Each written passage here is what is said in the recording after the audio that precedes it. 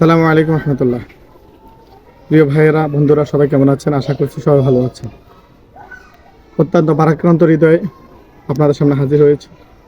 আপনারা জানেন, গত কিছুদিন থেকে সোশ্যাল মিডিয়ায় ভাইরাল হয়েছে মুহিবুল্লাহ মিয়াজি সাহেবকে ইসকন করেছে এবং তাকে উদ্ধার করা হয়েছে, মামলা করা হয়েছে। প্রশাসন আসামিদেরকে গ্রেপ্তার না করে উল্টো গতকাল রাতে মুহিবুল্লাহ মিয়াজি সাহেবকে থানায় নিয়ে গিয়েছে এবং বন্দি করে রেখেছে। তার পরিবারকেও তার সাথে দেখা করার সুযোগ দিচ্ছে না। পরিবারের অভিযোগ, মুহিবুল্লাহ মিয়াজিকে তারা জোর জবরদস্তি করতেছে মিথ্যা জবানবন্দি দেওয়ার জন্য, যে মুহিবুল্লাহ মিয়াজি নিজে থেকেই আত্মগোপনে ছিল। আপনারা সবাই জানেন 2013 সালের 5 মে শাপলা চত্বরের ঘটনা। শেখ হাসিনা, পতিত স্বৈরাচার শেখ হাসিনা বলেছে যে কাউকে খুন করা হয়নি, সবাই গায়ে রং মেখে শুয়ে আছে। তো তাদেরকে আমরা 24শে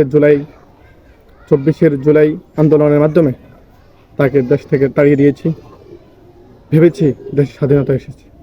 কিন্তু এখনও যদি আগের সেই স্ক্রিপ্ট অনুযায়ী কাজ চলে, তাহলে কী লাভ আমাদের এই 24-এর? কী লাভ হলো 71-এর? কী লাভ হলো এই 24-এর যদি আগের সেই স্ক্রিপ্টে দেশ চলে?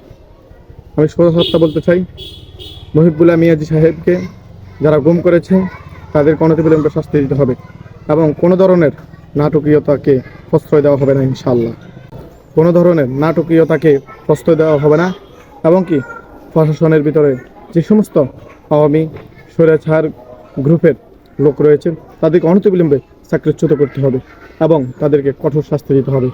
যারা যারা আমার সাথে একমত, ভিডিওটি অবশ্যই বেশি বেশি করে শেয়ার করবে।